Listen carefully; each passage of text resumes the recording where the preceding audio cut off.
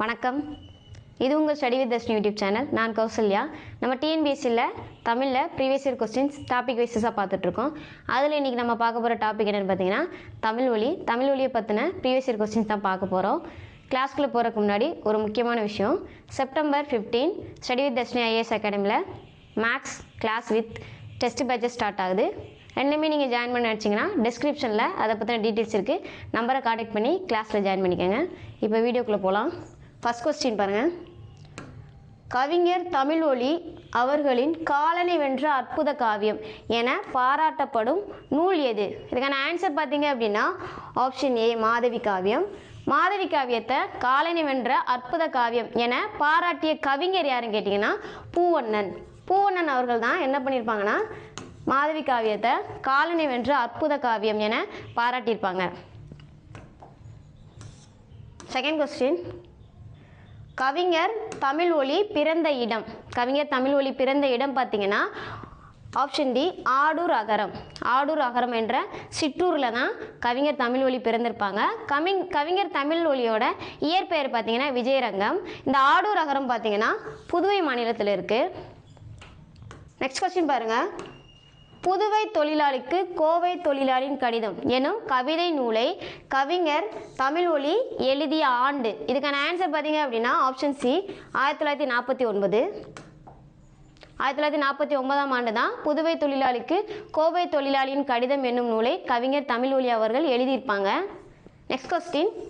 பட்டுராசு என அழைக்கப்படுபவர் யார்? ஆன்சர் பார்த்தீங்க அப்படின்னா ஆப்ஷன் டி தமிழொலி. தமிழொலி அவர்களை தான் பட்டுராசு என்று செல்லமாக அழைத்திருப்பாங்க. Next question. கவிஞர் தமிழொலி பிறந்த ஆண்டு கேட்டிருக்காங்க. ஆன்சர் பார்த்தீங்க அப்படின்னா ஆப்ஷன் டி 1924. 1924 செப்டம்பர் 21 1924ஆம் ஆண்டு தான் தமிழொலி அவர்கள் பிறந்திருப்பாங்க. Next question. கூற்று.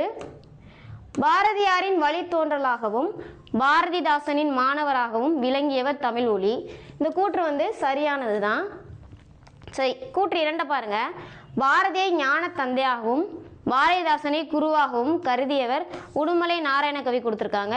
கூற்று 2 தான் தவறானது. பாரதியாரை ஞான தந்தையாகவும் பாரதிதாசனை குருவாகவும் மதித்து போற்றியவர் யாருன்னு பார்த்தீங்கன்னா தமிழொலி அவர்கள் தான். அப்போ இதுக்கு ஆன்சர் பார்த்தீங்க அப்படின்னா ஆப்ஷன் பி கூற்று 1 சரி, கூற்று 2 தவறானது.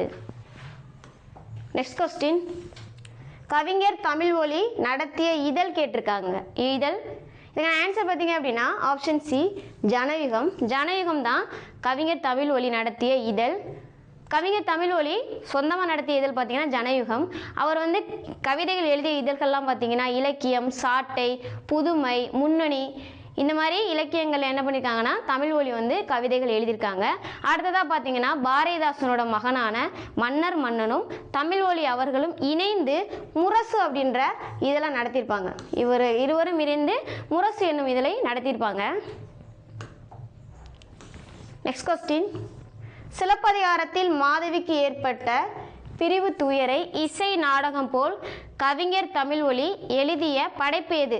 இதுக்கான ஆன்சர் பார்த்தீங்க அப்படின்னா ஆப்ஷன் சி வீதியோ வீணையோ. வீதியோ வீணையோ அப்படின்ற நாடக நூலில் தான் மாதவிக்கு ஏற்பட்ட அந்த பிரிவு துயரை இசை நாடகம் போல தமிழொலி அவங்க எழுதியிருப்பாங்க.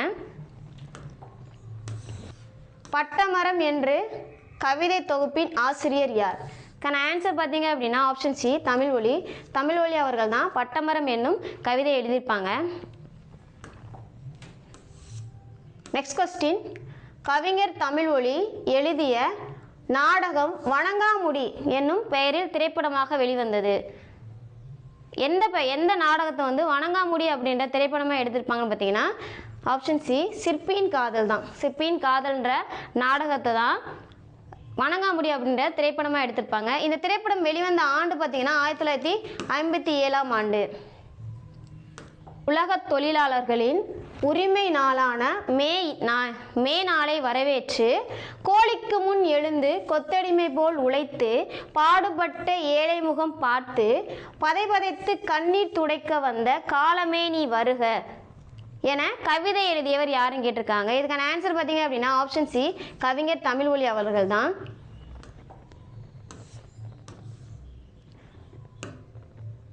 நெக்ஸ்ட் கொஸ்டின், கவிஞர் தமிழ்மொழி அவர்களின் இயற்பெயர் கேட்டிருக்காங்க. இதுக்கான ஆன்சர் பார்த்தீங்க அப்படின்னா ஆப்ஷன் சி விஜயரங்கம். விஜயரங்கம் தான் தமிழ்மொழி அவர்களோட இயற்பெயர். நெக்ஸ்ட் கொஸ்டின்,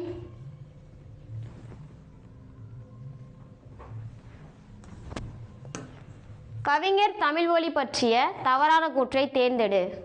ஃபர்ஸ்ட் பாருங்க, தமிழ்நாட்டில் குறிஞ்சிப்பாடிக்கு அருகே ஆடூர் அகரம் என்ற கிராமத்தில் பிறந்தவர். இதுதான் தவறானது. புதுவைக்கு அருகே உள்ள ஆடூர் அகரம் அப்படின்ற ஊரில் தான் என்ன பண்ணியிருப்பாங்க, ஆடூர் அகரம் அப்படின்ற சிற்றூரில் தான் கவிஞர் தமிழ்மொழி அவர்கள் பிறந்திருப்பாங்க. அப்போ ஆப்ஷன் ஏ தான் கூற்று தவறானது. செகண்ட் பாருங்க, மக்கள் வாழ்வு உயர இலக்கியங்கள் பயன்பட வேண்டும் என்று கூறியவர் வந்து தமிழ்மொழி தான். தமிழ்மொழி என்ன சொல்லியிருப்பாங்கன்னா, மக்களோட வாழ்வு உயர இலக்கியங்கள் பயன்பட வேண்டும் அப்படின்னு சொல்லியிருப்பாங்க. தேர்ட் பாருங்க, பொது உடைமை உணர்வு கொண்டார். பொது உடைமை உணர்வு கொண்டு இவர் வந்து ஜீவனத்துடன் இணைந்து தன்னை வந்து பொது உடைமை இயக்கத்தில் இணைத்திருப்பாங்க. அடுத்து பார்த்தீங்கன்னா, ஒரு கவிஞன் வாழ்வதற்கு அடையாளமே அவன் படைப்புகள் தான் அப்படின்னு சொல்லி தமிழ்மொழி சொல்லியிருப்பாங்க. இப்போ இதில் பார்த்தீங்கன்னா கூற்று ஏ மட்டும்தான் தவறானது. நெக்ஸ்ட் கொஸ்டின், பாரதியாரின் குயில்பாட்டு நூலின் தூண்டுதலாக கவிஞர் தமிழ்மொழியால் எழுதப்பட்ட காவியம் கேட்டிருக்காங்க. இதுக்கான ஆன்சர் பார்த்தீங்க அப்படின்னா ஆப்ஷன் சி கண்ணப்பன் கிளிகள். கண்ணப்பன் கிளிகள் தான் பாரதியாரோட குயில் பாட்டை தூண்டுதலாக எடுத்துட்டு தமிழ்மொழி எழுதியிருப்பாங்க. நெக்ஸ்ட் கொஸ்டின், மாதவி காவியம் மாதவி காவியம் எத்தனை காண்டங்களையும் எத்தனை காதைகளையும் உடையது? இதுக்கான ஆன்சர் பார்த்தீங்க அப்படின்னா ஆப்ஷன் சி 3 காண்டங்களையும் 27 காதைகளையும் உடையது. நெக்ஸ்ட் கொஸ்டின், கவிஞர் தமிழ்மொழி எழுதிய நாடகம் எந்த பெயரில் திரைப்படமாக வெளிவந்தது? இதுக்கான ஆன்சர் பார்த்தீங்க அப்படின்னா ஆப்ஷன் பி வணங்காமுடி. வணங்காமுடி படம் வந்து 1957ஆம் ஆண்டு வெளிவந்திருக்கும். இது எந்த நாடகத்தை தழுவி எடுத்திருப்பாங்கன்னு பார்த்தீங்கன்னா, தமிழ்மொழி எழுதிய சிற்பியின் காதல். சிற்பியின் காதல் அப்படின்ற நூலை தழுவிதான், நாடக நூலை தழுவிதான் இந்த வணங்காமுடி அப்படின்ற திரைப்படத்தை எடுத்திருப்பாங்க. நெக்ஸ்ட் கொஸ்டின், கூற்று புரட்சிக்கவி என்ற நாடக நூலின் ஆசிரியர் பாவேந்தர் பாரதிதாசன். புரட்சிக்கவி அப்படின்ற நூலோட ஆசிரியர் யார் பார்த்தீங்கன்னா பாவேந்தர் பாரதிதாசன் அவர்கள் தான்.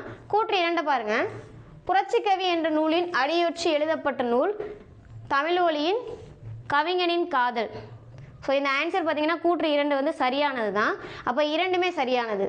இந்த ஆன்சர் பார்த்தீங்கன்னா கூற்று 1 மட்டும் 2ம் சரியானது. பாவேந்தர் பாரதிதாசன் எழுதிய அந்த நூலான புரட்சிக்கவியை ஒட்டி தான் கவிஞனின் காதல் அப்படின்ற நூலை தமிழ்மொழி அவங்க எழுதியிருப்பாங்க. நெக்ஸ்ட் கொஸ்டின், ஆடுங்கிளை மிசை ஏறி சிறுவர் குதிரை விடுத்ததும் 7 தருங்கதையாக முடிந்தன. இன்று வெறுங்கனவே என்ற வரிகளின் ஆசிரியர் யார்? இதுக்கான ஆன்சர் பார்த்தீங்க அப்படின்னா ஆப்ஷன் சி கவிஞர் தமிழ்மொழி. கவிஞர் தமிழ்மொழி பட்டமரம் அப்படின்ற கவிதையில தான் இந்த வரிகளை கொடுத்துருப்பாங்க. அதாவது ஒரு பட்டு போன மரத்தை பார்த்து ஏன் நீ பட்டன்னு சொல்லிட்டு வருத்தப்படுறியா அப்படின்னு சொல்லிட்டு கவிதைகளாக வடித்திருப்பாங்க. தேங்க்ஸ் ஃபார் வாட்சிங். இந்த வீடியோ உங்களுக்கு யூஸ்ஃபுல்லாக தோணுச்சுன்னா இந்த வீடியோக்கு ஒரு லைக் பண்ணுங்கள், நம்ம சேனலை சப்ஸ்கிரைப் பண்ணுங்கள். அடுத்ததாக கவிஞர் தமிழ்மொழி பிறந்த ஆண்டு மற்றும் அவரோட இறப்பு ஆண்டு 2யும் கமெண்ட் பாக்ஸில் கமெண்ட் பண்ணுங்கள். தேங்க்ஸ் ஃபார் வாட்சிங்.